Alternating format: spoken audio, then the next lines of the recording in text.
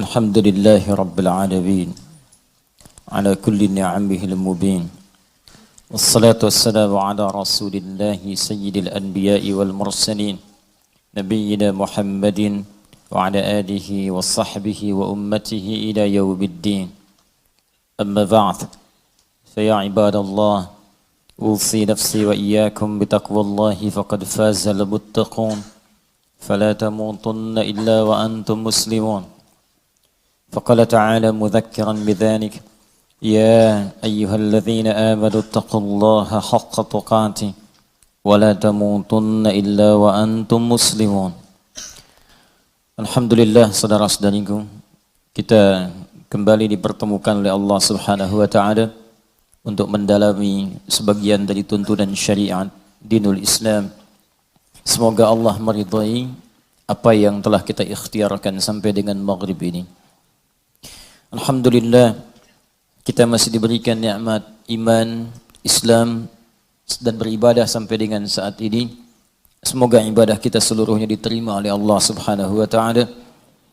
Dan seperti biasa kita mendoakan saudara-saudari kita, baik yang dekat ataupun yang jauh dengan kita dan belum beriman sampai detik ini kehadirat Allah Subhanahu wa taala. Semoga sebelum ia wafat ia mampu bersyahadat dan beriman kepada Allah Subhanahu wa taala serta berkumpul bersama kita di akhirat kelak bersama Rasulullah sallallahu alaihi wasallam insyaallah. Semoga para pelaku maksiat tepat di detik ini diberikan hidayah oleh Allah untuk bertobat, sehingga dengan bertobat itu mudah-mudahan seluruh tubuhnya bisa berubah mengerjakan amal saleh dan dipertanggungjawabkan dengan ringan saat hisab di hadapan Allah Subhanahu wa taala. Mari kita lanjutkan kajian kita di kesempatan ini masih dalam pembahasan surah Al-Fatihah pada ayat yang kedua, Alhamdulillahi Rabbil Alamin. Sebelum sampai pada pemaknaan ayat ini, kita akan coba ingatkan kembali korelasi dengan ayat sebelumnya dan penamaan dengan surah Al-Fatihah. Seperti diketahui bahwa Al-Fatihah disebut dengan demikian mencakup beberapa makna yang sangat luas dan memiliki sifat yang istimewa. Al-Fatihah bisa berarti pembuka bila terkait dengan ayat-ayat Allah Subhanahu wa taala, maka ia dipahami sebagai pembuka dari firman Allah yang diturunkan pada Nabi Muhammad sallallahu alaihi wasallam sebagai mukjizat sekaligus wahyu yang menandai kerasulan Nabi Muhammad sallallahu alaihi wasallam.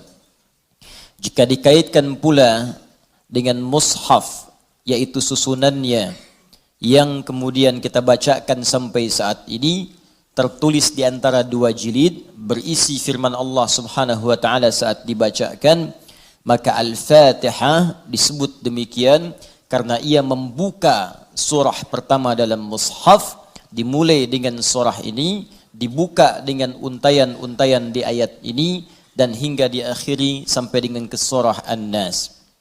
Namun demikian, Al-Fatihah alnya juga memiliki makna istighraq, sesuatu yang luas jangkauannya, menyeluruh sifat keistimewaannya. Disebut demikian seakan memberikan kesan dan pesan kepada kita bahwa al di sini menunjukkan sesuatu yang luas terkait dengan semua jenis kebaikan.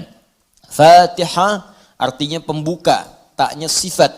Jadi kalau ingin dibukakan sifat-sifat kebaikan kepada kita di semua aspek kehidupan, baik dalam fisik kita yang sehat, baik dalam rizki kita, baik dalam kemuliaan hidup kita, baik dalam segala aktivitas yang kita lalui dari ujung kepala sampai ujung kaki, maka pelajarilah seluruh isi Al-Fatihah ini. Maka Anda akan mendapatkan bimbingan dan mendapatkan kemuliaan dari Allah Subhanahu wa taala yang akan membuka semua sifat-sifat kebaikan dalam hidup kita.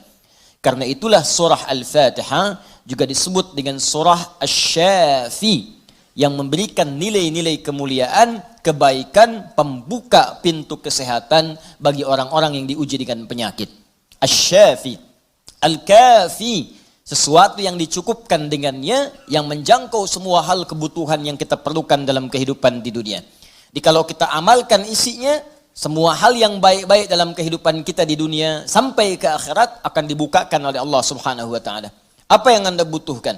Apa yang Anda perlukan? Apakah kemudahan dalam beraktivitas? Apakah kemudahan dalam rizki? Amalkan isinya, maka kita akan dimudahkan dan diistimewakan oleh Allah Subhanahu wa taala. Demikian dengan nama-nama yang lainnya sampai diberikan nama 14 kurang lebih untuk menunjukkan luasnya jangkauan kemuliaan dan sifat-sifat kebaikan yang dimiliki oleh surah ini. Lalu pertanyaannya, bagaimana kemudian mendapatkan hal yang dimaksudkan tadi? Kalau sakit, cepat sembuhnya. Orang dulu dibacakan sekali Al-Fatihah, dengan izin Allah langsung sembuh. Kalau kita ada kesulitan rezeki, cepat didatangkannya. Orang dulu kemudian mengamalkan surah Al-Fatihah, maka bahkan ada orang yang belum minta, sudah langsung disediakan oleh Allah Subhanahu wa taala. Demikian dengan aspek-aspek yang lainnya.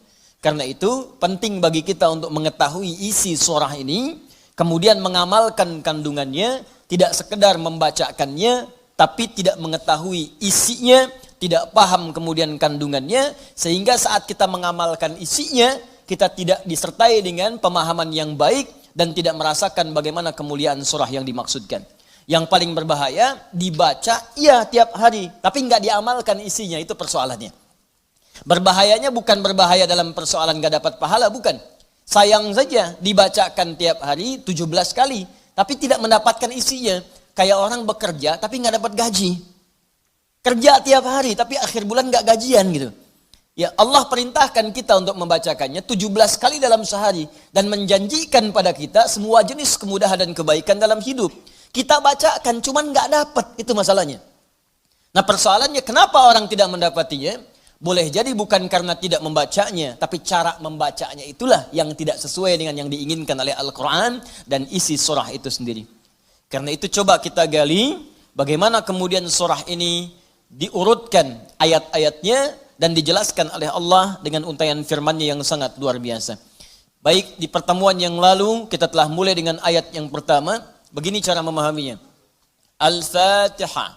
Kalau kita ingin memulai bacaan Al-Quran, maka mulai dengan surah ini. Itu yang khusus. Al-Fatihah. Jika kita ingin mendapatkan semua jenis kebaikan dalam hidup dunia akhirat, maka mulai pahami ayat-ayat berikut ini. Cara memahaminya, satu. Bismillahirrahmanirrahim. Baik, Bismillahirrahmanirrahim. Amalkan bagian ayat yang pertama yang memiliki 5 makna dalam kalimat atau ayat yang telah disebutkan tadi. Huruf ba, kedua ismun, ketiga Allah, keempat ar-Rahman, kelima ar-Rahim. Ba yang memiliki 14 makna. Di antaranya di ayat ini ada makna yang terkait dengan ghayah, tujuan. Ada ilsaq, sesuatu yang lekat sekali, dekat, tak terpisahkan. Kemudian musahabah, yang mengawasi kemanapun kita beraktivitas. Kemudian ada istighraq, sesuatu yang luas, menyeluruh, ya, tanpa kecuali. Lalu kita mengatakan bismillah, baknya kita sebutkan, ini artinya jadikan semua aktivitas kita tanpa kecuali, istighraq. Dari bangun tidur sampai tidur lagi, lakukan ghayah semua lillah karena Allah Subhanahu wa taala. Jadi kalau ingin dibukakan pintu kebaikan oleh Allah, Al-Fatihah, ingin semua dibuka baik, seluruh aktivitas kita, maka niatkan semua yang baik-baik karena Allah. Itu kunci pertamanya. Bangun tidur, niatkan karena Allah. Di begitu Anda bangun, niatkan semua aktivitas karena Allah Subhanahu wa taala.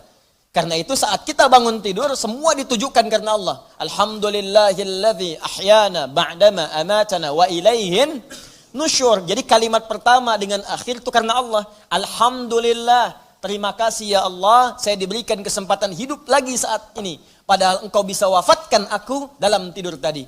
Dengan izinmu, ya, sesuai dengan ajal darimu, aku diberikan semua kesempatan untuk hidup lagi. Alhamdulillah, semua pujian aku berikan kepadamu. Lillah.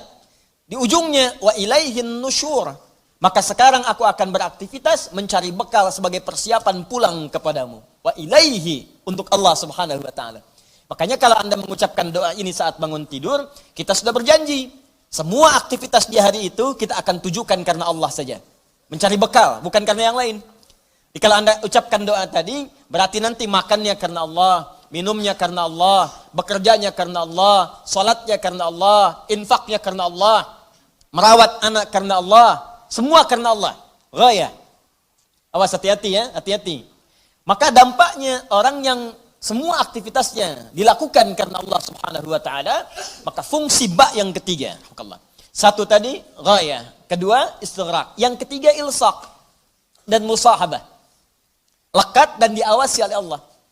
Kalau dulu kita contohkan orang yang meniatkan semua aktivitas karena Allah, maka yang kedua rumusnya rasakan seakan-akan aktivitas itu diawasi oleh Allah Subhanahu wa taala dengan pengawasan yang lekat seperti lem yang menempel, yang menyatukan dua sisi. Ya, mau minum, rasakan diawasi oleh Allah. Bismillah, minum, lakukan karena Allah. Maka mohon maaf ketika minum Anda dikerjakan karena Allah dan merasa diawasi oleh Allah, ini kuncinya. Awas, ini kuncinya.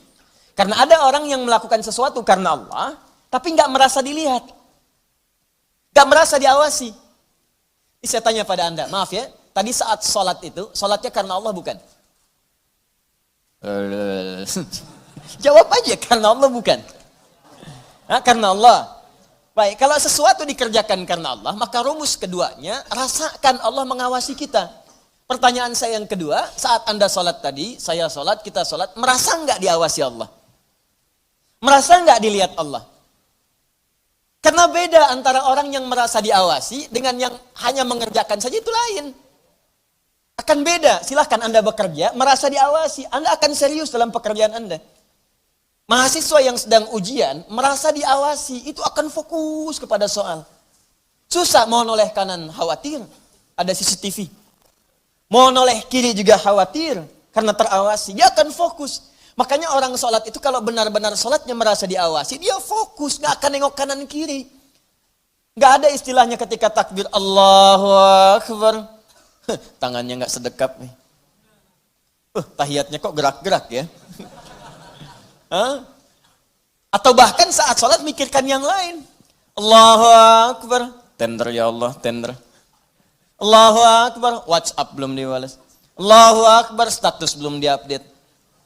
Jadi kalau kita benar-benar merasakan diawasi Allah, bahkan kita pun akan belajar bagaimana cara membacakan bacaan dalam sholat supaya benar.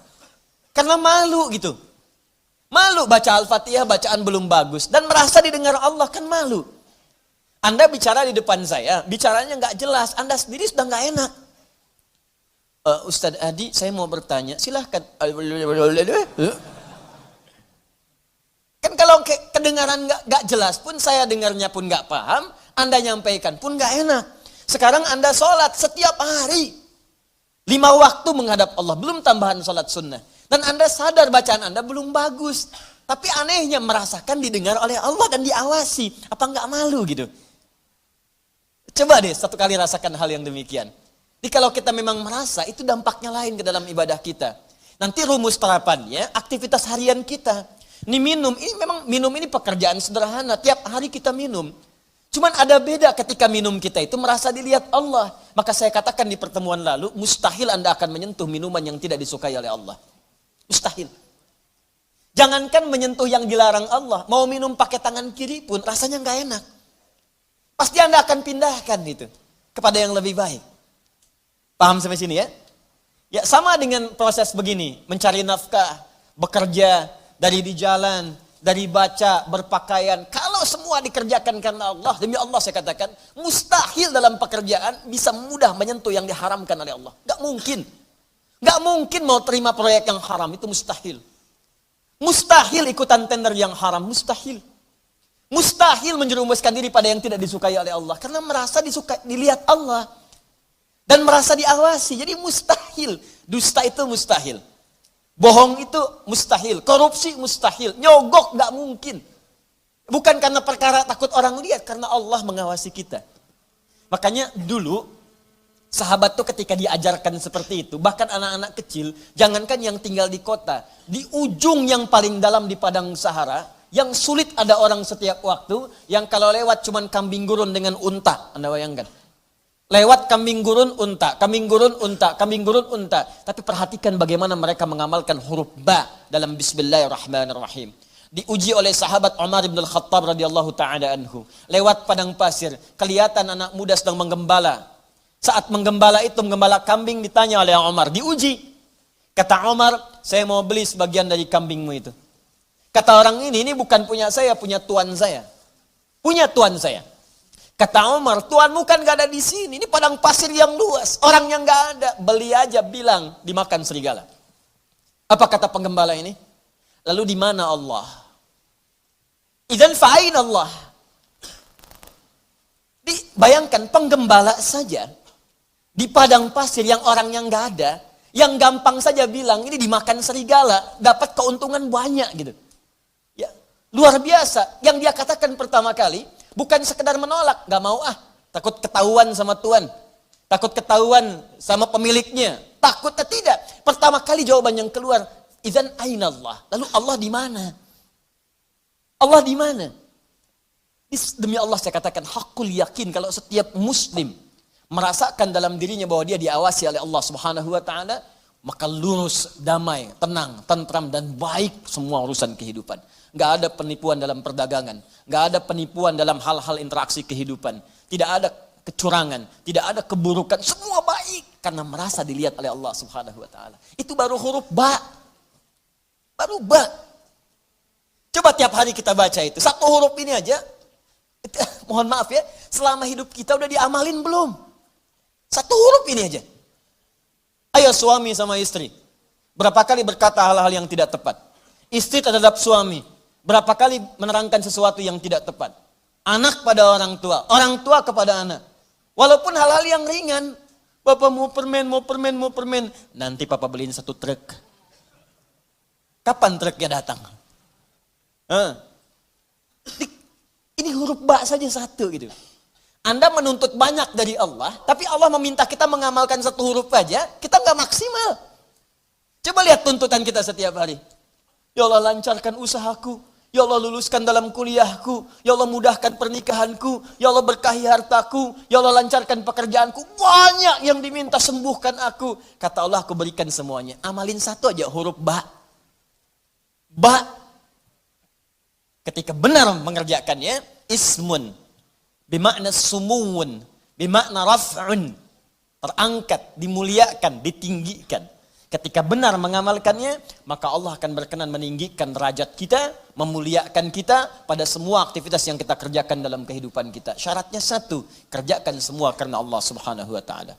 Allah sifatul uluhiyah wal ubudiyah, al-ma'budu bil haqqi awil haqqil ma'bud. Bukan sekedar menunjukkan aktivitas karena Allah saja, tapi lekatkan dua sifat saat mengerjakannya. Saya mau minum ya, saya ucapkan bismillah. Bukan sekedar merasakan Allah mengawasi kita saja, tapi rasakan yang mengawasi kita punya sifat uluhiyah, sifat ketuhanan. Ini Tuhan saya.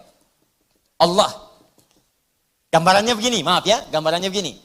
Pimpinan saja, pimpinan di kampus, rektor mengawasi ujian Anda serius. Pimpinan di kantor, mudir, direktur utama mengawasi Anda begitu serius. Pengawas saat Anda bekerja, maaf, di sekolah, di SD, di SMP, di SMA ada pengawas, maka semua guru-guru serius. Semua serius.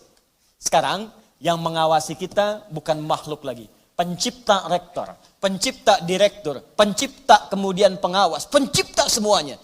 Jauh di atas mereka semua. Maka orang-orang yang merasakan langsung Allah, Tuhan yang mengawasi saya, maka setidaknya keseriusan itu lebih bertambah daripada sebelumnya. Itu poinnya. Dirasakan saat Anda mengerjakan sesuatu, langsung Allah yang mengawasi saya nih, bukan yang lain. Di saat bekerja rasakan Allah yang mengawasi saya. Saya nggak peduli ada manajer, nggak ada direktur, terserah. Ada supervisor, tidak ada supervisor, terserah. Yang penting Allah mengawasi saya. Itu poin pertama. Awas, ini perkaranya ringan nih, ya. Kelihatannya sedikit kecil, ringan, tapi dampaknya besar si Allah Subhanahu wa taala. Jika benar kita mengerjakannya dengan menuhankan Allah dan merasakan pengawasan Allah Subhanahu wa taala, maka nanti lihat dua terakhir di bagian penutup ayat tadi. Yang kedua, sifat ubudiyah. Ini yang sering gagal di sini. Haqqul ma'bud wal ma'budu bil haqq. Yang berhak untuk disembah dan yang disembah dengan yang sebenar-benarnya. Saya jelaskan di pertemuan yang lalu. Ya, siapa dia? Allah. Sifat dari nama Allah yang kedua adalah sifat yang menjadikan semua aktivitas kita niatkan sebagai ibadah karena Allah yang dipertuhankan tadi. Jadi kalau mau minum, bukan sekedar minum. Niatkan karena Allah sebagai ibadah. Kalau mau makan, niatkan karena Allah sebagai ibadah. Mau berpakaian, niatkan karena Allah sebagai ibadah. Makanya orang-orang yang berpakaian yang niatnya ibadah, gak akan cari pakaian yang ngebuka aurat. Katanya karena Allah, tapi pakaiannya aurat terbuka. Coba akhwat deh yang di bawah. Bu, iya. Coba deh ibu lihat. Bismillahirrahmanirrahim. Pakainya memang bismillah, tapi rambutnya tersingkap. Jilbabnya nggak dikenakan gitu. Lalu di mana Allah pada saat mengucapkan bismillah itu? Kok bisa ke masjid pakai mukena ditutup, keluar dari situ pakai rok lagi? Ustadz lihat, tidak. Cuman ya gimana gitu. Ya. Kebayang nggak? Pernah menemukan yang seperti itu? Tuh. Ya kok bisa gitu kan? Di luar pakai rok, begitu masuk masjid kemudian ditutup semuanya. Kenapa Pak? Ibu kenapa ditutup? Mau sholat Pak. Terus kalau sholat ditutup? Iya. Kenapa? Kan menghadap Allah. Lalu Allah itu cuma ada di masjid. Allah cuma ada di musola. Idzan fa'ain Allah. Sholat itu kan melatih kita untuk merasa dekat dengan Allah. Makanya disebut sholat. Coba lihat sini. Fokus. Kelihatan nggak? Enggak. Nih, sholat. As-salah. Begini. Lihat baik-baik ya. Fokus. Dikit saya terangkan agak panjang. Ini asal katanya. Kalau kita gali ke dasar-dasar yang paling awalnya. Ini nanti dari kata silatun. As-silah. Kata kerjanya dari wasala. Yasilu silatan. Wasalatan. Sesuatu yang tersambung erat, sulit dipisahkan. Silah, sesuatu yang tersambung erat, sulit dipisahkan. Pernah dengar kata ini? Silaturahim? Ya, kami kumpul-kumpul saat ini untuk mengeratkan silaturahim. Silah itu sudah erat. Ya, silaturahim hubungan kasih sayang yang erat. Saking eratnya, jangankan saat kumpul, saat bubar pun masih tersambung hubungan itu. Di mana cirinya? Maaf, kesuksesan silaturahim itu bukan saat kumpul saling sapa, bukan. Kalau kumpul menyapa, wajar orangnya ada. Kalau kumpul tertawa, wajar orangnya pun ada. Silaturahim itu kalau ingin dilihat suksesnya saat pulang, apakah dia masih mendoakan Anda? Apakah masih mengingatkan Anda dalam kebaikan? Akhi besok taklim ya. Akhi malam tahajud ya. Kemudian Anda doakan tanpa sepengetahuan dia. Ya Allah sayangi sahabat saya. Ya Allah kekalkan hubungan kami sampai dengan ke surga. Ya Allah jaga keluarga dia dalam kebaikan. Ya Allah sehatkan semua anggota keluarganya. Ya Allah jadikan kami bersaudara keluarga kami dengan keluarga dia. Itulah silaturahim. Silah hubungan yang erat, yang tak terputuskan dan tidak tersekat oleh tempat dan keadaan serta waktu. Itu silah. Nah kalau kita ingin menjadikan latihan supaya kita terhubung dengan Allah, kapanpun, dimanapun tanpa disekat oleh tempat dan waktu, maka latihannya untuk mendekat kepada Allah disebut dengan sholat namanya. Di sholat ini cara kita terhubung dengan Allah. Supaya saat terhubung itu bukan cuma di masjid, nggak ada sekat tempat dimanapun tersambung dengan Allah. Dikeluar dari masjid, ingat Allah. Makanya orang yang jalannya keluar dari masjid ingat Allah, maka jalannya pun jalan yang merasa diperhatikan oleh Allah. Nggak akan dia sombong. Dan gak akan pernah tertukar sendal. Betul. Karena dia ingat Allah. Allahumma inni as'aluka min fadlik. Ya Allah, ya Allah tuh. Saya memohon semua kemuliaan darimu. Begitu keluar pakai sendal. Gak akan tertukar. Bismillahirrahmanirrahim. Bukan punya saya. Mirip. Ya Allah, maaf. Pakai lagi. Jelas ya? Nah, itu namanya. Karena itu orang mengatakan as-salah itu doa. Ad-doa. As-salatu hiya doa. Pengertian fikih. Salat itu doa. Karena semua awal sampai akhirnya dalam salat kita baca doa. Tapi kenapa doa disebut salat? Karena saat berdoa kita tersambung dengan Allah subhanahu wa ta'ala. Itu poinnya. Makanya setiap orang berdoa itu nyambung dia dengan Allah. Ya Allah, ya Allah, ya Allah. Nyambung. Karena itu di fikih disebut as-salat hiya doa. Tapi asal maknanya sesuatu yang terhubung dengan Allah. Hubungan yang sangat erat, tak terpisahkan waktu dan tempat. Makanya aneh kalau ada orang sholat ke masjid, dari mulai rok mini, kemudian pakai mukena, ditutup, keluar masjid, dibuka lagi. Itu artinya nggak nyambung. Nggak nyambung. Nggak nyambung. Sama dengan ikhwan. Ke masjid antum ini, nyembah Allah, fokus, khusyuk, keluar dari masjid, maksiat lagi, nggak nyambung. Nggak nyambung. Ada yang salah itu. Jadi aneh kan, menuntut banyak kepada Allah, tapi hak-hak Allah nggak dipenuhi. Dan jangan sekat ibadah itu dalam konteks ritual saja. Bukan sekedar sholat, bukan. Sholat itu latihan.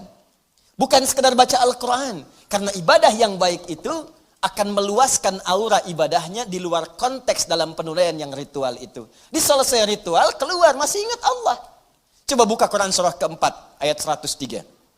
Perhatikan bagaimana Allah menjelaskan keutamaan apa yang dikerjakan setelah sholat itu. Tadi yang saya terangkan maknanya.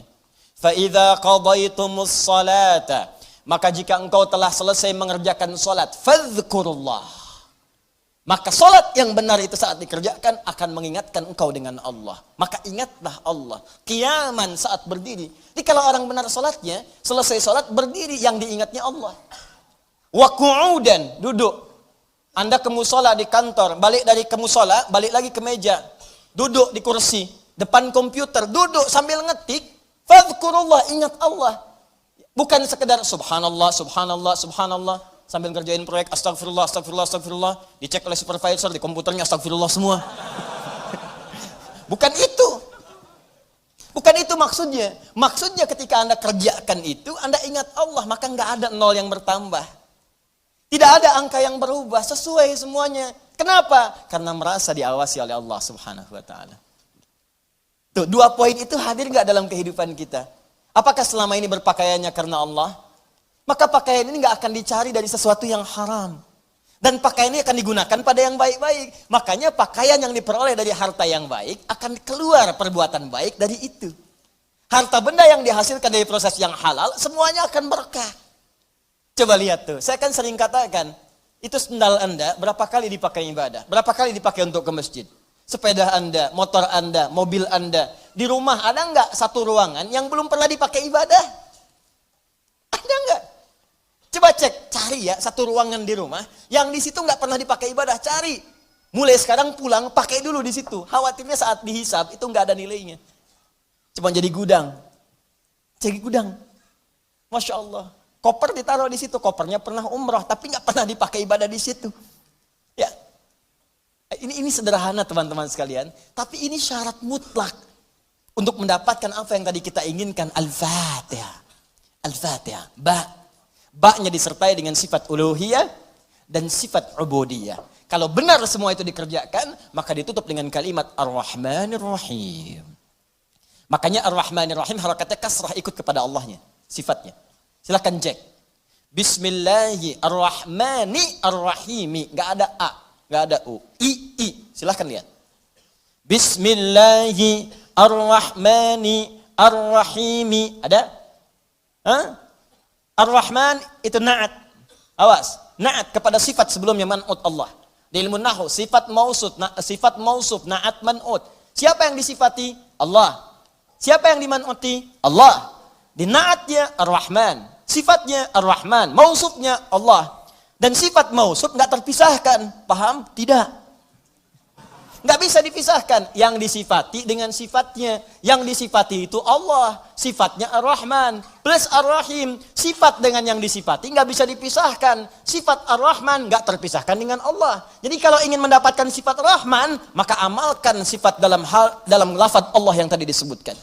Ingin mendapatkan kemuliaan dalam Rahman, maka amalkan dua sifat yang melekat pada kalimat Allah. Uluhiyah, kemudian ubudiyah. Pertuhankan Allah dan lakukan semua pekerjaan sebagai ibadah. Maka semua urusan dunia yang baik-baik Allah buka. Sifat Allah yang memberikan semua kemuliaan dunia disebut dengan Rahman. Nanti semua yang kita kerjakan karena ibadah punya bekal akhirat. Bismillahirrahmanirrahim. Minum. Alhamdulillah. Contoh. Nah, dituliskan ini. Karena diucapkan Bismillahirrahmanirrahim ada kemudahan, berkah, memberikan kekuatan dunia. Tapi poin terbesarnya, begitu disebutkan Bismillahirrahmanirrahim, dituliskan pahala akhiratnya. 10 poin. Maka saat pulang ke akhirat nanti, dibukalah semua hasil pekerjaan dunia kita yang jadi ibadah. Sifat Allah yang memberikan kepada kita balasan dari akhir pahala tadi, disebut dengan Rahim namanya. Makanya semua pekerjaan yang tidak disebutkan nama Allah di dalamnya, maka dia kehilangan poin pahalanya. Sifat rahim tidak akan pernah diberikan pada hamba yang tidak mendulang pahala dalam beraktivitas saat di dunia. Jelas sampai sini? Nah, karena itu tolong jangan sampai dunianya banyak, akhiratnya nestapa nanti. Jangan sampai dunianya kaya, akhiratnya fakir. Coba saya tanya deh di sini. Pilih mana? Kaya dunia, fakir akhirat, atau fakir dunia, kaya akhirat? Benar. Benar, cepat. Perwakilan ibu-ibu. Biasanya ibu-ibu lebih cepat. Bu, ada saingan di sini. Ya kaya dunia, kaya akhirat. Rabbana atina fid dunya wa fil akhirati wa qina adzabannar. Itu poinnya. Jadi kerjakan semua karena Allah. Ini kelihatan ringan, tapi kalau diamalkan akan ada perbedaan dalam kualitas kehidupan kita. Sekarang bagian yang pentingnya, ini yang kita sambungkan ke ayat yang kedua.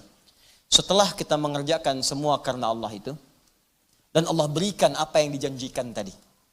Ya Allah, saya ingin mudah bekerja. Bismillahirrahmanirrahim. Ternyata diberikan. Ya Allah, besok saya ingin ujian. Bismillahirrahmanirrahim. Ternyata lulus.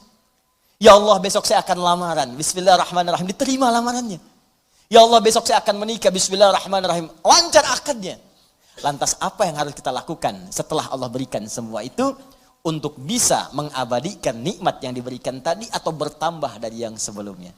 Maka itu yang akan kita bahas setelah menunaikan salat Isya nanti pada ayat yang kedua, Alhamdulillahi Rabbil Alamin. Orang yang menjadikan aktivitasnya semua karena Allah, ditujukan karena Allah, maka dalam mengerjakannya dia akan menerapkan dua sifat yang melekat pada nama Allah Subhanahu wa taala. Pertama adalah sifat uluhiyahnya, rasakan saat mengerjakan itu diawasi oleh Allah Subhanahu wa taala sebagai Tuhan yang menciptakan kita dan akan yang menanyai kita di hari kiamat saat kita kembali kepadanya. Yang kedua, sifat ubudiyah kita kepada Allah, jadikan pekerjaan kita itu sebagai ibadah karena Allah Subhanahu wa taala. Bukan sekedar salatnya, bukan sekedar puasa dan bacaan Al-Qur'annya, tapi semua aktivitas yang kita kerjakan dari bangun tidur sampai kita tidur kembali. Jika semua itu dikerjakan karena Allah, maka Allah akan mengangkat derajat kita, memuliakan kita, dan meliputkan pada diri kita semua jenis-jenis kebaikan. Di dunia diturunkan sifatnya disebut dengan Rahman, di akhirat diberikan balasan pahalanya dengan menurunkan sifat yang mulia khusus bagi orang yang beriman, yaitu sifat Rahim. Jika kita telah menerima itu semua, terkhusus dalam kehidupan dunia kita. Tadi saya sampaikan, kita ingin besok ujian lulus, Allah luluskan. Kita ingin pekerjaan lancar, Allah lancarkan. Kita ingin dapat satu proyek berhasil, Allah tetapkan kita berhasil di dalamnya. Maka jika semua itu sudah Allah berikan kepada kita, badan sehat, pandangan awas, pendengaran jelas, kaki melangkah dengan nyaman, tidak ada persoalan pada tubuh kita, rumah juga sudah cukup, kendaraan baik, semua nyaman dalam kehidupan, maka apa yang harus kita lakukan kepada Allah Subhanahu wa taala? Maka turun ayat yang keduanya, melanjutkan bagian yang tadi untuk mengabadikan nikmat atau bahkan menambahkan nikmat yang telah Allah anugerahkan kepada kita. Maka disampaikanlah oleh Allah Subhanahu wa taala, Alhamdulillahi Rabbil Alamin. Alhamdulillahi Rabbil Alamin. Kita baca dulu tafsirnya dalam keterangan Al-Imam Ibn Katsir rahimahullah dalam kitabnya Tafsirul Quranul Azim, supaya kita bisa mendapatkan pandangan dari ulama. Nanti saya jelaskan huruf per huruf, kalimat per kalimatnya yang memadukan dengan kitab-kitab yang sebagiannya telah sampaikan kepada Anda semua di pertemuan yang lalu. Halaman 35. Alhamdulillahi Rabbil Alamin. Firman Allah Subhanahu wa taala, Alhamdulillahi Rabbil Alamin. Saya bacakan dulu kitabnya. Al-Qurra'us Sab'ah 'ala dhammid dal fi qawlihi Alhamdulillah. Semua para pembaca dalam riwayat yang 7 Jadi ada 7 riwayat dikenal dengan bacaan mutawatir. Ya, sab'ah qiraah al-mutawatirah. Ya, 7 jenis bacaan ini bacaan yang diterima. Ingat ya, diterima oleh seluruh lapisan umat Islam yang tersambung sanadnya. Ya, beritanya, informasinya, pengajarannya ke Rasulullah sallallahu alaihi wasallam diterima dari malaikat Jibril alaihissalam bersumber dari Allah Subhanahu wa taala. 7 jenis ini dibaca pada bacaan Al-Quran juga dibacakan sah dalam salat. Ya, dibacakan sah dalam salat. Ya, misal kita dalam bacaan Al-Fatihah ada ayat nanti kita akan baca Maliki Yaumiddin.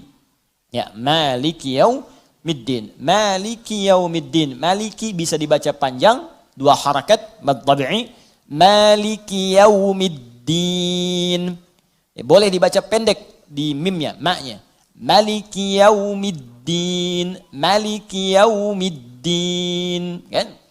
Misal, Ihdinas siratal mustaqim, Ihdinas siratal mustaqim. Sirat, as-sirat, Ihdinas sirat. Boleh dibaca pakai sad. Ihdinas sirat, hafaz dari Asim, baca pakai sad. Ihdinas siratal mustaqim. Kunbul baca pakai sin pada awalnya. Ihdinas sirat, ihdinas sirat. Ruwais pakai sin, ihdinas sirat. Tapi lugah Quraisy menggunakan sad. Ihdinas sirat, sirat. Ya? Boleh dibaca ismam, ya. Seperti terdengar huruf zai. Ihdinas zirat, ihdinas zirat. Baik menggunakan sin, sad ataupun ismam terdengar seperti zai, itu sumbernya sah diajarkan dari Nabi sallallahu alaihi wasallam. Ya, kenapa? Karena ada orang biasa pakai sad. Ada orang yang biasanya pakai sin. Ya, kembali ke asal kalimat karena nggak bisa baca sad, bisanya sin. Di setiap disebutkan sad, sin, sad, sin, sad, sin, ya. Wah, ihdinas sirat, dia pakainya sin, ihdinas sirat. Ya, dipaksa-paksa sampai kiamat kurang 2 hari, ya, susah. Mang lidahnya begitu. Ya, ada yang kedengaran A, ada yang E. Seperti sering saya sampaikan, ini yang paling mudah. Ya, nanti ada imalah kubra. Misalnya Hamzah punya 2 murid, Khalad dengan Khalaf. Imalah bacanya pakai E, termasuk Warsh, ya, pakai E. Warsh muridnya dari Nafi', Imam Nafi' rahimahullah, punya 2 murid, Qalun dengan Warsh. Qalun sekarang dipraktikkan di wilayah Afrika Utara, ya, kayak Libya, Tunisia, ya, Maroko, Aljazair itu pakai Qalun. Sebagian pakai Warsh, berasal dari Mesir imamnya. Ya, Warsh itu nama dari orang yang arti bacanya jelas. Ya, Warsh, dari Warshati qiraati karena jelasnya bacaannya. Ya, itu ada bagian tertentu yang menggunakan imalah. Jadi kalau kita baca wadduha, contoh wadduha, ini wadduha. Ya, wadduha wal laili idza saja ma wadda'aka rabbuka wa ma qala walal akhiratu khairul laka minal ula. Itu yang kita baca, hafaz dari Asim. Ya. Jadi kalau kita baca dengan menggunakan imalah, wadduha wal laili idza saja ma wadda'aka rabbuka wa ma qala walal akhiratu khairul laka minal ula. A jadi E. Ya, A jadi E itu logah. Ya, biasa. Ada riwayatnya mutawatirah sampai Nabi sallallahu alaihi wasallam. Apakah maknanya berubah? Tidak. Karena ada penduduk tertentu di wilayah-wilayah Arab itu yang kalau dibacakan A, dia E bilangnya, lahjah itu. Karena E saja penggunaan kesehariannya menggunakan E. Ya, kaifa halu, kaifa halik. Ya, ana, ani, anta, inti. Madrasah, madrasah. Ya, mungkin Betawi dari situ belajarnya. Ya. Fudus aneh ente. Itu dari sana. Sekarang bagian Syria, Palestina sebelah sana, Irak, Mosul sana itu pakai E, imalah banyak. Karena itu riwayatnya menggunakan E. Ya, karena mereka terbiasa dengan itu. Jadi kalau dipaksa-paksa pakai A pun susah. Ya, itu biasa normal dalam tipologi kita pun. Kalau kita kemudian lihat wilayah kita, ya, coba teman-teman bisa lihat wilayah di Indonesia dari sisi antropologisnya, dari sisi geologisnya, geografisnya, lihat. Ya, itu akan memengaruhi di mana kita tinggal, maka alam akan membentuk cara kita berbicara. Orang dekat dengan pantai suaranya cenderung keras. Ya, cenderung keras karena bersaing dengan ombak. Oh, apa kabar? Baik, gitu kan. Ngobrol cuma 2 meter, kedengar 500 meter sana. Ya. Orang di hutan, ya kadang-kadang kencang juga suaranya. Makanya jangan heran kalau ketemu orang-orang dari pantai datang kemudian ke tempat Anda. Itu biasa kencang, nggak apa-apa. Nggak apa-apa, itu memang biasanya. Nanti lama-lama dia akan menyesuaikan. Ya beda, di Sunda saja lain. Anda ke Banten, ke Cianjur, Sukabumi, bahasanya beda. Ya Cirebon dengan Serang itu akan lain. Sundanya akan berbeda. Ya, Mangga, Wilujeng Sumping, Sukabumi, Cianjur. Ya, ketemu ke Banten akan lain lagi. Ya, datang enaon. Misalkan, makanya penjajah itu ke Banten nggak betah dia, baru datang udah pulang. Naon sih kan dia kadek koing. Udah pulang dia, pergi. Nggak akan bertahan. Ya beda kalau ke daerah-daerah lain akan agak beda gitu kan. Nah, jadi itu biasa. Nah, A dengan E juga ditemu juga tapi menyesuaikan dengan bacaan masyhur di penduduknya. Jangan karena ingin menunjukkan saya baru tahu qiraat, saya hafal qiraat sab'ah dibaca depan orang yang nggak biasa, itu cari masalah.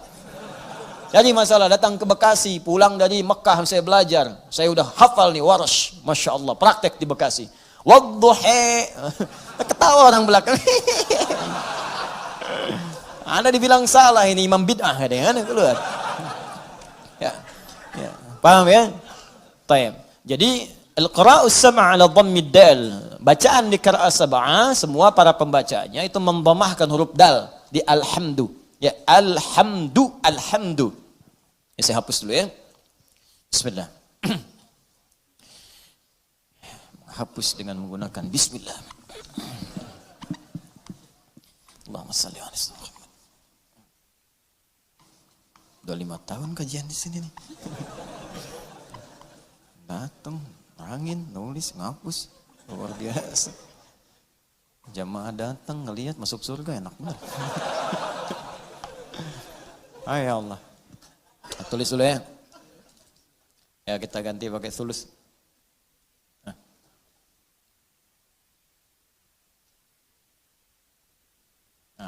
Ya.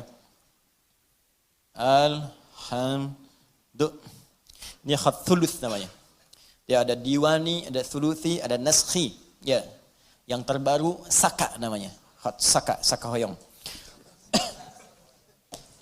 Baik, yang pertama al-qira'us sab'a 'ala dhammid dal fi qawlihi alhamdulillah. Al-qira'us sab'a semua bacaan yang 7 itu kemudian menggunakan dhammah, ini harakatnya, dhammah rafa' dal pada huruf dal. Dibacaannya alhamdulillah. Ya, kalau saya sempurnakan, coba tambahkan dulu untuk nasakh ya supaya bisa mudah dibaca. Alhamdulillahi rabbil alamin. Ya. Alhamdulillah. Rabbil alamin. Ya. Perhatikan sini. Yang pertama pakai dhammah. Ini yang dibaca dalam salat, di luar salat seperti kita baca mushaf Al-Quran atau sedang murajaah Al-Fatihah. Dibacaannya alhamdu, bukan alhamda pakai fathah atau alhamdi pakai kasrah. Ya, apa bacanya? Du, alhamdu pakai dhammah. Jadi kalau dibaca dalam salat, jangan baca menggunakan fathah alhamda atau kasrah alhamdi, tidak. Baca menggunakan dhammah, alhamdulillah. Huwa mubtada'un wa khabarun. Huwa mubtada'un wa khabar. Di hukum i'rabnya, di gramatikal bahasa Arab, alhamdu itu mubtada. Mana khabarnya? Lillahi rabbil alamin. Alhamdu. Apa mubtada? Apa khabar? Nah ini yang berdampak nanti pada pemaknaan. Ya, berdampak pada pemaknaan. Mubtada itu dalam kaidah bahasa disebut dengan setiap kata berada di awal kalimat. Wah, setiap kata berada di awal kalimat mubtada. Nah, fokus ya, baik-baik. Setiap kata berada di awal kalimat. Itu baru nahwu. Mubtada'un marfu'un wa alamatu raf'ihi dhammatun zahiratun fi akhirih wa tanwinuhu mahdhufun lidukhulil alif wal lam 'alaihi. Ya, alhamdu itu mubtada. Rafa', alamat rafa'nya dhammah, jelas kelihatan di akhirnya. Dhammah itu tidak menggunakan tanwin. Kenapa? Karena ada alif lam di depannya. Kalau enggak ada alif lam maka bacaannya hamdun. Ada masuk alif lam maka dibaca alhamdu. Itu mubtada. Tapi kalau dalam ilmu fiqh lughah, dalam fiqh lughahnya beda antara lughah nanti di nahwu. Nahwu itu standar bahasa gramatikal aja. Nahwu itu untuk menentukan apakah ujungnya a, i atau u dalam bacaan. Itu ilmu nahwu. Jadi kalau kita misalnya mengatakan, saya ingin katakan begini, syaribtul ma'a, maknya pakai a. A. Hadza al-ma'u, pakai u. Pakai u. Ma'a, syaribtul ma'a, pakai a. Hadza al-ma'u. Ya. Nazal al-qalam ila al-ma'i. Ma'a, ma'u, ma'i. Kapan dibaca ma'a, kapan dibaca ma'u, kapan dibaca ma'i. Itu nahwu namanya. Jelas ya? Maka nahwu berkaitan dengan harakat akhir. Perubahan-perubahan kata, yang kata kerja, itu saraf nanti. Perubahan kata kerja, saraf. Tapi nanti kalau ingin belajar, apa maknanya, kenapa berubah di sini? Syaribtu dengan asyrabu, apa bedanya? Ya. Kemudian istashrabtu dengan syaribtu, dengan tasyarabtu, apa bedanya? Itu ilmu saraf mengajarkan. Tapi kalau ingin paham kedalaman perbedaannya, maka kita mesti belajar ke fiqh lughah. Nah, kenapa disebut mubtada? Apa kaitan dengan fiqh lughahnya? Perhatikan. Mubtada itu segala yang terletak di awal. Segala yang terletak di awal. Segala yang terletak di awal sifatnya kalau dalam bahasa itu umumnya disegerakan. Awal. Awal disegerakan. Ingat, setiap yang terletak di awal, bukankah semua yang di awal itu segera sifatnya? Ayo lihat, semua yang ada di sab pertama yang awal-awal bukankah segera yang datang ke sini? Orang yang datang jam 5, tempatnya di awal. Datang jam 6, jam 7, tempatnya agak ke belakang. Kenapa dia bisa di awal? Karena datang dengan segera. Paham? Nah, maka perhatikan baik-baik. Ketika ini hukumnya menggunakan rafa. Rafa itu diangkat. Dhammah itu harakat banyak. Banyak itu diangkat. Ya, lihat sini. Supaya nggak bingung. Ini mubtada, saya tulis dulu. Yuk kita praktek ilmu bahasanya. Ini dhammah. Dhammah itu yang harakat jelas? Nanti ada maknanya, nanti saya jelaskan. Kemudian sifatnya rafa' di atas, rafa'. Wa alamat raf'ihi dhammatun zahirah, rafa'. Mubtada, sesuatu yang di awal. Sifatnya segera. Dhammah, sesuatu yang terkumpul, banyak. Terkumpul. Ini saya bicara fikih bahasa ya, bukan bicara masalah hukum tajwid. Awas, bukan bicara nahwu, bicara fikih bahasa. Kalau bicara nahwu selesai dengan harakat dhammah, a fathah, i kasrah, khafad, nasab, kemudian rafa, selesai. Tapi kalau kita mau bicara lebih dalam, kenapa disebut dhammah? Dhammah kenapa disebut dhammah harakatnya Dari ilmu bahasa karena saat dibacakan in dhamma mengumpul di mulut kita itu suara kumpul.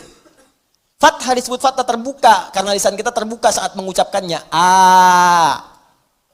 Ya, kasrah disebut kasrah karena harakatnya pecah di lisan kita sehingga keluar kecil.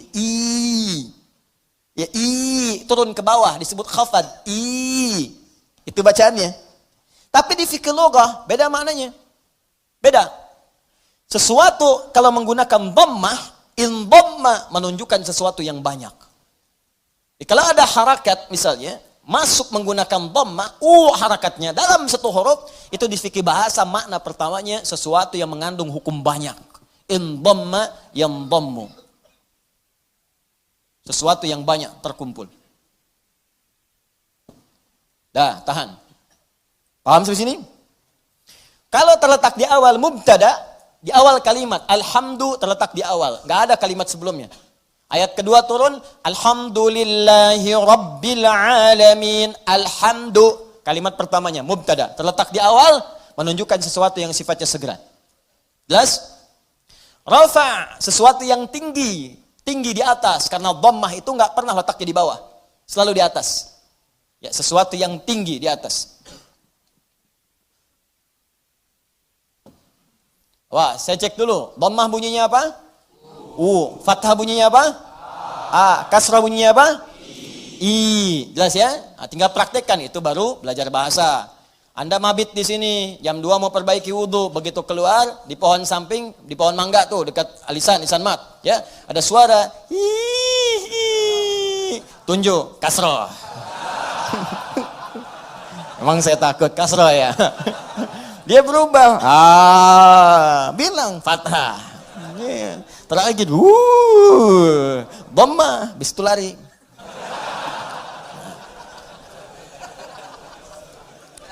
Dah, paham?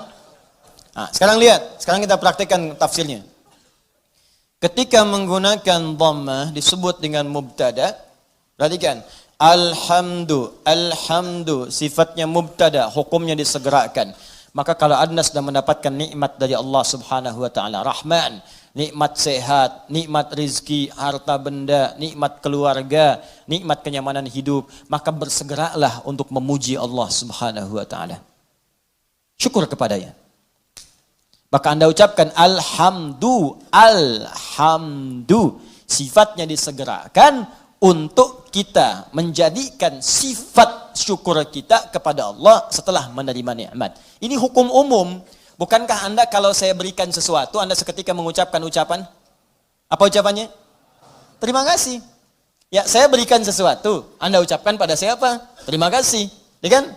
Anda terima, Anda ucapkan, saya kasih, Anda terima. Begitu saya berikan, terima kasih. Ya kan?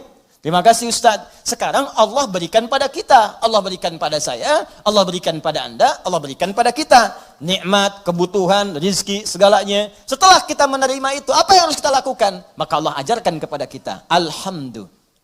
Cepat, segera.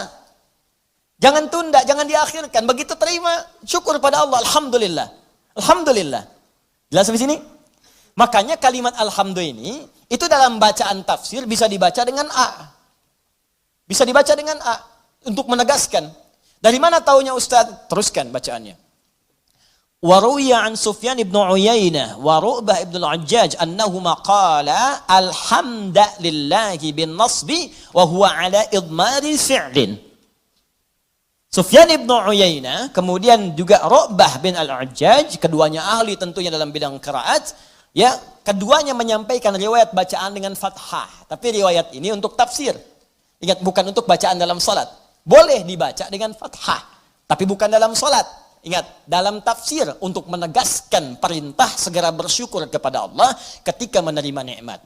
Kenapa dibaca alhamdulillah? Untuk menunjukkan kalimat perintah sebelumnya yang ditiadakan untuk memudahkan bacaan kita. Asal kalimatnya kalau kita turunkan, qulu, perintah dari Allahnya. Qulu. Katakan oleh kalian semua, alhamdulillah, alhamdulillah. Cuman kalimat ini yang nggak muncul. Ya, Allah tidak menurunkan kalimat ini karena sudah dipahami oleh orang Arab. Orang Arab paham. Dari mana pahamnya? Karena menggunakan dhammah. Dhammah ini sifat segera. Jadi sifat segera itu nggak dikasih tahu pun sudah paham, harus segera bersyukur. Cuman kita ini yang bukan orang Arab kadang nggak ngerti kenapa mesti dhammah. Maka dijelaskan oleh dua ulama tadi. Kenapa pakai dhammah? Karena asal perintah itu untuk bersyukur sifatnya perintah. Kalau mau dimunculkan dalam tafsir ada kalimat sebelumnya qulu. Kalau dapat anugerah dari Allah cepat minimal katakan, cepat syukuri. Kalau orang Arab gak perlu itu lagi. Makanya ketika Quran diturunkan dengan bahasa Arab tidak menggunakan kata qulu lagi. Saking pahamnya orang Arab dengan itu. Cukup dengan kalimat alhamdulillahi rabbil alamin. Paham? Maka kalimat yang pertama, ini perintah dari Allah Subhanahu wa taala, kalau sudah mendapatkan nikmat yang tadi, nikmat diberi, nikmat sehat, nikmat rezeki, nikmat macam-macam, maka adab yang pertama dari kita terhadap Allah Subhanahu wa taala, berterima kasihlah kepada Allah Subhanahu wa taala dengan semua nikmat yang telah diberikan itu. Kalimat pertama yang kita ucapkan, segera bersyukur kepada Allah dengan kalimat alhamdulillahi rabbil alamin. Maka kalau ada sesuatu kita dapatkan, adab yang pertama, saya tulis ya, adabnya nanti ada 3. 1, ucapkan kalimat tahmid. Awas, nanti ada kaitan nih dengan penambahan nikmat. Anak lulus ujian, alhamdulillahi rabbil alamin. Ya, proyek dapat, alhamdulillahi rabbil alamin. Ya, dapat tempat pertama, alhamdulillahi rabbil alamin. Dagangan habis di luar dagangan habis, alhamdulillahi rabbil alamin. Ya, ta'lim lancar, alhamdulillahi rabbil alamin. Dapat traktiran teman, alhamdulillahi rabbil alamin. Dapat tumpangan pulang, alhamdulillahi rabbil alamin. Alhamdulillah. Adab yang pertama. Jadi sudah adab, antum aja manusia ngasih langsung terima kasih. Masa Allah ngasih tiap hari kita ucapkan gak ucapkan alhamdulillah. Itu adab pertama. Awas, hati-hati. Nanti kalimat ini ringan diucapkan tapi dampaknya besar. Kita akan lihat nanti korelasi dengan ayat yang selanjutnya. Pelan-pelan sebentar di sini. Paham sampai sini? Baik, jadi pertama saya ulangi lagi. saat kita kemudian mendapatkan semua anugerah dari Allah berupa nilai-nilai kebaikan, maka adab yang pertama, bersyukurlah kepada Allah dengan mengucapkan apa?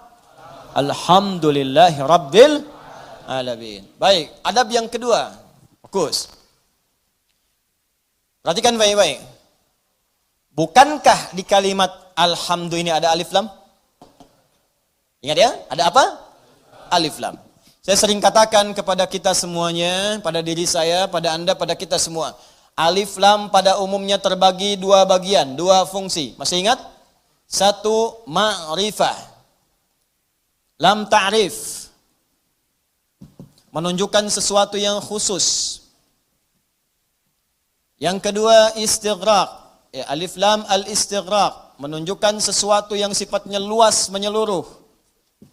Semua, segala, tanpa kecuali. Ta'rif, qalamun, spidol, pena, pulpen, qalamun, al-qalam, yang ini bukan yang lain. Sabburatun, papan tulis. As-sabburah, papan tulis yang ini khusus, bukan yang lain. Sayyaratun, mobil, banyak di luar kendaraan. As-sayyarah, pakai alif lam, yang itu bukan yang lain. Salatun, umum, salat, gimana aja, mau cepat, mau lambat, bebas. As-salat, salatnya khusus, ada aturannya, ada ketentuannya, nggak bisa sembarangan. Nah, itu baru tahu alif lam ma'rifah saja. Kalau kita bisa baca Al-Quran dengan benar, kita paham. Kenapa kalimat salat dalam Al-Quran yang bermakna ibadah, dari takbir sampai salam, semua kalimatnya pakai alif lam. Kalau nggak pakai domir di akhirnya atau idhofah, pakai alif lam. Coba kalimat salat pertama Al-Baqarah ayat 3. Alladzina yu'minuna bil ghaibi wa yuqimunas shalah. 43, wa aqimus salata wa atuz zakah wa aqimus salat. 45, wasta'inu bis sabri was salat. 153, ya ayyuhalladzina amanu ista'inu bis sabri was salat. 238, hafizu 'alas salawati was salatil wusta. Tadi dibacakan dalam salat Isya, Quran surat 17 ayat 78. Aqimis salata liduluki syamsi ila ghasaqil laili wa qur'anal fajr. Quran surah 29 ayat ke-45. Utlu ma uhiya ilaika minal kitab wa aqimis shalah. Selalu pakai alif lam yang bermakna salat, ibadah. Kenapa menggunakan alif lam? Ingin memberi pesan kepada kita, kalau salat jangan sembarangan. Jangan semaunya. Asal salat. Amin. Masya Allah, zuhur 2 menit. Bayangin. Paling nampak saat tarawih lah. Yang 11 rakaat 1 jam. Yang 23, ada yang 7 menit. Kok cepet amat sih? Amat aja nggak cepet-cepet. Lancar tiap tahun diulang-ulang, masa belum lancar juga? Lancar sih iya, tapi kan Nabi juga nggak begitu, John. Ada aturannya, ada tumakninahnya, kan? Ada ketenangannya. Kamu nggak tumaninah? Enggak, tumaninah sedang sholat sendiri tuh, paling belakang perempuan. Bukan itu. Tenang, bacaan nyaman, fasihnya, kan ada harakatnya, ada tajwidnya, ada sifatnya, ada makhrajnya, ada ketenangannya, ada doanya. Itu aturan, pakai alif lam. Ya, itu ma'rifah. Istighraq menunjuk pada yang luas tanpa ada kecualinya. Semua dicakup. Yang semua yang terdapat, tidak ada satu pun tersisa untuk yang lain. Semua tercakup. Nah, dua-duanya ini kita bisa terapkan dalam hukum kalimat alhamdu. Yang pertama, alhamdu. Kalau Anda ingin mengucapkan terima kasih, syukur kepada Allah Subhanahu wa taala, maka khususkan semua syukur itu hanya milik Allah saja. Jangan mengambil bagian darinya. Ini kalau sudah merasakan semua karena Allah, ini kan yang ngasih Anda selamat Allah. Yang ngasih anak Anda lulus bisa hafal Quran itu Allah. Yang bisa menjadikan Anda sukses dalam pekerjaan Allah. Kalau nggak berkehendak nggak bisa. Anda kerja sampai bertahun-tahun, sampai banting tulang, banting kepala, banting kaki, banting apapun, semua dibanting. Kalau Allah nggak berkehendak nggak akan jadi. Dan kita sadar karena Allah. Maka dari itu ketika kita mendapatkan adab pertamanya, bersyukur terima kasih pada Allah. Khususkan pada Allah. Jangan ngambil bagian dari situ. Karena kita meyakini apa yang kita dapatkan semua sumbernya dari Allah. Paham? Nah, makanya jangan melibatkan diri kita, ini adab keduanya. Jangan melibatkan diri kita saat kita ingin bersyukur dan mengucapkan terima kasih kepada Allah atas nikmat yang diterima. Contoh, Bu, ya. Ya karena ibu kan nggak langsung di sini, ibu ada di bawah. Dan bisa teman-teman yang bergabung, ini kami khusus ruang atas untuk ikhwan, laki-laki. Ya, jangan ada yang pakai cadar di sini, ingat. Awas, begitu dibuka kumisan, tidak. Ini untuk ikhwan. Ya, bawah akhwat, ada bagian khusus. Coba deh ibu atau antum ikhwan ya, sering kemudian mengantar anak, ujiannya bagus, hafal Al-Quran, bagus. Pernah sering ada yang berucap begini, Masya Allah ukhti, luar biasa ya anaknya bisa hafal Quran. Ya Allah akhi, Masya Allah luar biasa, nilai antum sempurna. Akhi Masya Allah pekerjaan antum luar biasa bagus, beda dengan yang lain-lain sebelumnya. Pernah ada orang kadang memuji seperti itu? Nah saat muncul kalimat itu sadari, ini titipan dari Allah. Barangkali ada yang belum kita syukuri. Kita belum sempat terima kasih nih sama Allah nih. Atau diuji, sadar nggak bahwa itu tuh pemberian Allah. Kalau Allah berkehendak bukan anak kita yang hafal, anak orang lain. Cuma dititipkan pada anak kita untuk menguji apakah kita ini mampu nggak bersyukur kepada Allah. Mampu nggak menyerahkan urusan kita kepada Allah. Sadar nggak bahwa Allah yang kasih. Makanya orang tua yang baik ketika mendapati anaknya hafal Al-Quran misal, juara pertama di sekolahnya. Dipuji oleh orang lain, gurunya bahkan mengatakan, ibu Masya Allah anaknya luar biasa, pintar, cepat pahamnya. Alhamdulillahirrabbilalamin. Ini semua karena Allah subhanahu wa ta'ala. Adab pertama. Tapi kalau sudah mengucapkan itu, hukum alif lam ma'rifah berlaku. Khususkan hanya pada Allah, kita jangan ngambil bagian dari situ. Kalau ngambil bagiannya, maka berkurang sifat pujiannya. Ibu Masya Allah anaknya luar biasa bu, cepat pahamnya. Hafalan Qurannya sempurna. Yang lain 2 tahun, dia 2 bulan dah hafal. Masya Allah. Alhamdulillahirrabbilalamin. Semua karena Allah subhanahu wa ta'ala. Ya memang saya juga tiap hari sih ngasih. Saya dampingi, terus malam didoain. Cek tahajud, sujud. Kalau cek mau bisa begitu. Habis tuh. Jelas ya? Nah, jadi jangan ambil bagian dari situ.